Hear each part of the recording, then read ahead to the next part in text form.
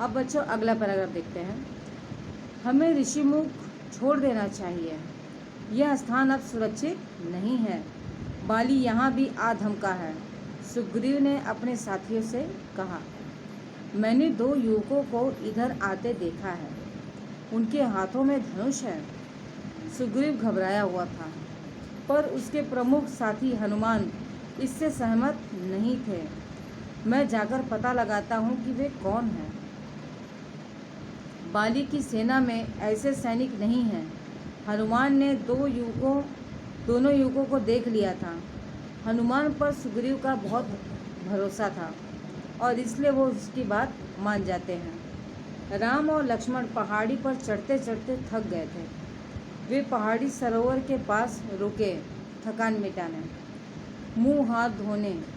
तभी भेष बदल कर हनुमान वहाँ पहुँच गए। शिष्टता से प्रणाम किया, पूछा, आप दोनों कौन हैं? वन में क्यों भटक रहे हैं? आपका भेष मुनियों जैसा है, लेकिन चेहरे से राजकुमार लगते हैं। अर्थात बच्चों, अब यहाँ पर इस पैराग्राफ को हम देख लेते हैं।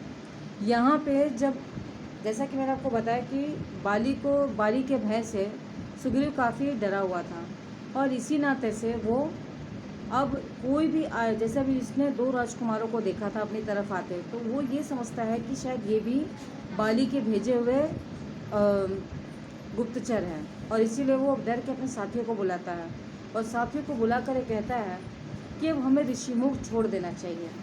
अर्थात अब जिस स्थान पर मैं हूँ, यह स्थान भी मुझे छोड़ना होगा। यह स्थान अब सुरक्षित नहीं, अर्थात अब मैं यहाँ पर अपने आप को सुरक्षित महसूस नहीं कर रहा हूँ। बाली यहाँ भी आ धमका है, यानी बाली यहाँ पर भी आ गया है। सुग्रीव ने अपने साथियों से कहा। सुग्रीव ने ये सारी बातें अपने जो सेना नायक थे, जो सेनापति थे, जो सेना में वानर लोग थे, उन सभी को बताते हैं। सुग्रीव ने, मैंने 2 युवकों को इधर आते देखा है, उनके हाथों में धनुष है। अर्थात जिन 2 युवकों को सुग्रीव ने देखा था, उन्हीं के बारे में अब वो यहाँ पर अपने सभी साथियों को बता रहे हैं और ये भी बता रहे हैं कि उनके पास धनुष है। फिर सुग्रीव बहुत घबरा गए थे, पर उसके प्रमुख साथी हनुमान इससे सहमत नहीं थे। यानी उनके जो प्रमुख सलाहकार, उनके जो सच्चे मित्र थे हनुमान जी, वो इस बात से सहमत, यानी वो इस बात को मानने के लिए तैयार नहीं थे कि जो दोनों राजकुमार को आपने देखा है वो बाली के गुप्तचर हैं। वे कहते हैं कि मैं जाकर पता लगाता हूँ कि वे कौन हैं। बाली की सेना में ऐसे सैनिक नहीं हैं। हनुमान ने 2 युवकों को देख लिया था। अर्थात बच्चों, सुग्रीव के डर को समाप्त भी करते हैं और सुग्रीव के इस जो आशंका है उसको काटते हुए कहते हैं कि बाली के सेना में ऐसे 2 बालक नहीं हैं जैसा कि इन लोगों ने भेष धरा हुआ है। मैं जाकर पता लगाता हूँ, क्योंकि हनुमान ने उन दोनों युवकों को पहले ही देख लिया था। अब हनुमान पर सुग्रीव को भरोसा भी बहुत था, इसलिए वो उनकी बात मान जाते हैं। अब मानने के पश्चात बच्चों क्या होता है कि वे राम लक्ष्मण जो है वो पहाड़ी चढ़ते चढ़ते, जब पहाड़ की ऊंची चोटियों पर चढ़ना होता है तो उससे बहुत थकावट हो जाती है और थकावट होने के बाद वो क्या करता है, वो थक जाते हैं और वो रुक जाते हैं। वहीं पर रुकने के बाद वे पहाड़ी की जो सरोवर बह रही होती है, उसी सरोवर के पास वो रुकते हैं और थकान मिटाने के लिए बैठ जाते हैं, अपना हाथ पैर मुँह धोते हैं। तभी भेष बदलकर हनुमान वहाँ पहुँच जाते हैं। यानी जो हनुमान सुग्रीव के मित्र हैं, अब वो वहाँ पर भेष बदल कर पहुँच चुके हैं और बड़ी शिष्टता से उनको प्रणाम करते हैं। यानी बड़े ही सदाचार के साथ, बड़े आदर के साथ वे उन्हें नमस्ते करते हैं। नमस्ते करने के बाद पूछते हैं कि आप दोनों कौन हैं। अर्थात वो जिस हेतु आए थे वो पूछते हैं कि आप दोनों कौन हैं, वन में क्यों भटक रहे हैं, यानी इतने घने वन में आप लोग क्यों घूम रहे हैं। आपका भेष मुनियों जैसा है, लेकिन आपको अगर प्रथम दृष्टया कोई देखता है तो वो समझेगा कि मुनि हैं, लेकिन आप भेष से तो मुनि लगते हैं, लेकिन चेहरे से कोई राजकुमार लगते हैं।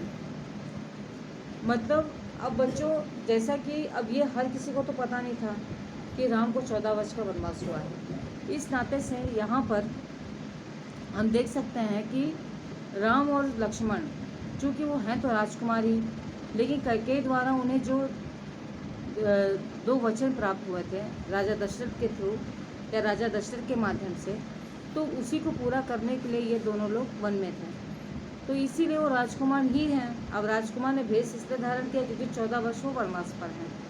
अब इस बात से अनभिज्ञ हनुमान उनसे शिष्टापूर्वक आदरपूर्वक ये पूछते हैं, क्योंकि सुग्रीव के डर को मिटाने हेतु हनुमान वहाँ पर भेष बदल कर आते हैं और वो ये भी जानना चाहते हैं कि ये लोग यहाँ क्यों आए हैं, कौन है, और इसी के साथ वो अपने प्रश्न को पूछते हैं, क्योंकि उन्हें ये अच्छे से जानकारी थी कि बाली के सेना में ऐसे दो युवक नहीं हैं, क्योंकि बाली की सेना से वो भी भली भांति परिचित है।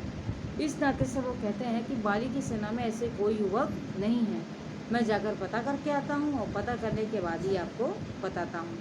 और इस नाते से बच्चों वो आते हैं और सुग्रीव को उनकी बात पर भरोसा होता है, क्योंकि वो उन पर बहुत भरोसा करते हैं सुग्रीव, और इसीलिए वो हनुमान की बात को मान जाते हैं। और मानने के पश्चात ही हनुमान, अब जैसा कि राम लक्ष्मण बहुत दूर से चल के आए थे और पहाड़ी की चोटियों चढ़ने पर क्या होता है, थकावट बहुत हो जाती है।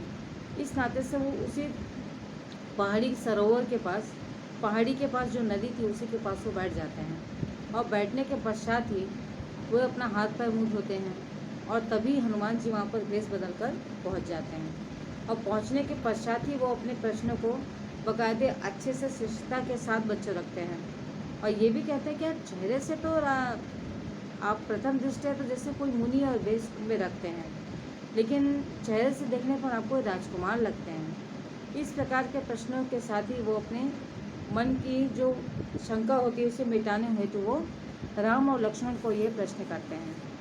क्योंकि वो लोग अब उसी सरोवर पर रुके रहते हैं, और रुकने के साथ कि उनके रुकने का तात्पर्य ये था बच्चों की, जिससे वो थोड़ी देर रुक कर वहाँ पर विश्राम कर लें और फिर वो अपने आगे मार्ग की तरफ बढ़ें। अब यहाँ पर हनुमान ने उनसे प्रश्न किया है, अब हम आगे देखते हैं।